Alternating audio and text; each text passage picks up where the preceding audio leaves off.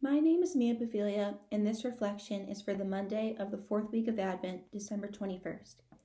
As I was reading through the two readings for today, as well as the Psalm and the Gospel, they are all connected in that they all revolve around the theme of joy. The first reading describes the undying bond between two lovers in which they describe each other as a young stag and a beautiful dove. The second reading states, "Fear not, for the Lord is in your midst." Israel is no longer in need of a normal king, because the Lord is their king, and he will remain no matter what. Psalm 33 depicts the eagerness of those who are awaiting the arrival of Jesus, saying, "Our soul waits for the Lord, who is our help and our shield. For in him our hearts rejoice, in his holy name we trust." Finally, the Gospel, coming from the book of Luke, illustrates the reunion between Mary and her sister Elizabeth. Both Elizabeth and the infant in her womb, John the Baptist, are filled with joy being in the presence of Mary, the Mother of God. The birth of Jesus Christ is always a time that is filled with joy. However, in these unprecedented times, it can be difficult to be filled with the happiness that one typically experiences during the Christmas season. I myself have struggled because I have worried that this Christmas will pale in comparison to the ones I have experienced in the past.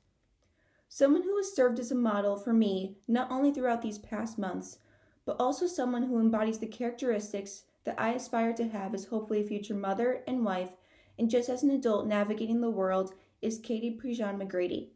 Katie is a Catholic motivational speaker and author.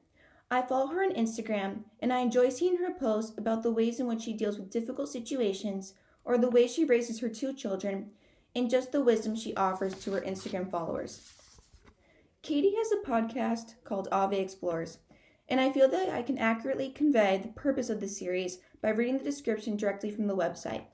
It is an initiative created to help people explore aspects of the Catholic faith from a variety of different angles, helping them to take a look at topics that are relevant to their daily spiritual life in a fresh, engaging, and practical way. In one of her more recent episodes, she talks with a guest, Kelly Walquist, who is the founder of a nonprofit called WINE, which is an acronym for Women in the New Evangelization. Walquist defines joy as interior peace that gives rise to exterior happiness. It has been so easy throughout these past few months to get caught up in feelings of dread.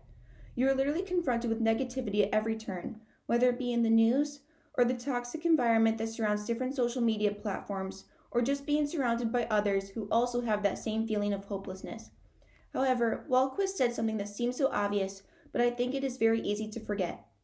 She explains that even during these tough times when we are suffering, Christ is suffering with us, and just through knowing that he is with us, we are able to have that interior peace. On a retreat I went on during high school, there was a talk that was given, which describes the different ways one can visualize God, and one of them is the mountaintop God. Basically, the meaning behind the mountaintop God is that he is there, but he is not really present with us and is far beyond our reach. I think that too many times throughout the pandemic, I have thought of God as the mountaintop God, when in reality, he is with us always, celebrating our triumphs and enduring the difficulties in our lives. This advice provided by Kelly Walquist has been incredibly comforting for me, especially during this strange Advent season, and it has allowed me to find joy in the days approaching a Christmas like no other. Towards the conclusion of their discussion, Katie asked Walquist about ways to find encouragement during this Advent season, and she simply states, "Go to where you know God is." I find God in my mother, father, and my sister Gina.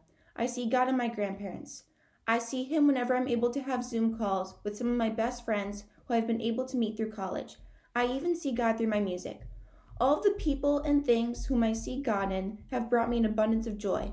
And finally, when I am lacking that joy, I have to remind myself that God is with me through both good and bad, and that I can ask him to instill joy. He is not the mountaintop God. He is always with us. Thank you.